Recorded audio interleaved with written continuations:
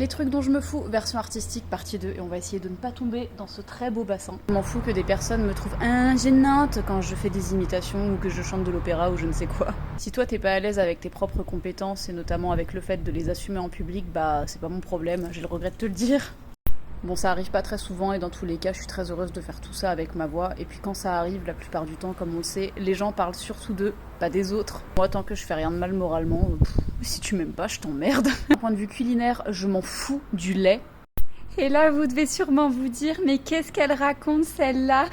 Je l'ai souvent dit dans mes vidéos en rapport avec la cuisine, mais le lait c'est pas du tout mon truc, tout ce qui est crème fraîche et tout. Alors pour autant, je déteste pas tout, il y a quand même des plats avec de la crème que j'apprécie, mais c'est pas mon truc et je pense que c'est en partie familial. En effet, quand j'étais petite, j'ai le souvenir qu'il y avait des personnes dans ma famille qui étaient vraiment très réticentes au lait et qui faisaient même une intolérance, je pense, pour certaines personnes. Et puis comme je suis originaire de la Méditerranée, j'ai plus été habituée à la cuisine avec des tomates, des herbes de Provence, ce genre de trucs, et pas trop des choses avec du lait ou du beurre.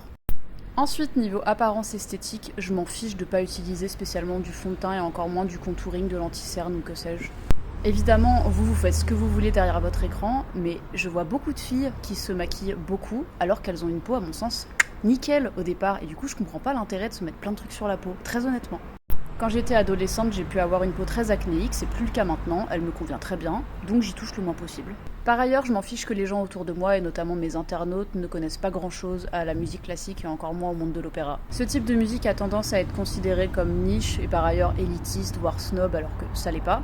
Pour autant, comme c'est le style de musique qui est pas le plus répandu dans notre société, notamment dans de nombreux médias, c'est logique de devoir éduquer son goût pour y accéder, et ça va pas de soi. Pour ma part, quand j'étais petite, j'ai un père qui m'a énormément initiée à ce style de musique. Pour autant, lui-même, il s'est initié tout seul. Ses parents étaient des ouvriers qui n'écoutaient pas du tout ce style de musique et il s'y est mis tout seul à l'âge de 13 ans. Il était complètement autodidacte parce qu'il a pratiqué aussi, il jouait du violon. Et d'ailleurs, mes 4 grands-parents sont des ouvriers. Mes grands-parents, côté maternel, en plus, sont immigrés. Donc ils n'avaient pas spécialement le temps de s'intéresser à ce style de musique-là. Donc tout ça pour dire que, justement, tout ça ne va pas de soi. Sur ce, si la vidéo vous a plu, n'hésitez pas à vous abonner. Ici, je propose des imitations humoristiques, je chante de l'opéra et je parle d'art de manière générale. J'ai aussi un autre compte, Sophie Enquête, le lien est dans ma bio, sur lequel j'aborde des sujets de réflexion plus ou moins légers. Que ce soit pour ce compte-là ou pour l'autre, très important, allez sur chacun de mes profils et activez la petite cloche, comme ça vous ne louperez absolument rien de ce que je sors et vous ne me verrez pas que dans vos pour toi.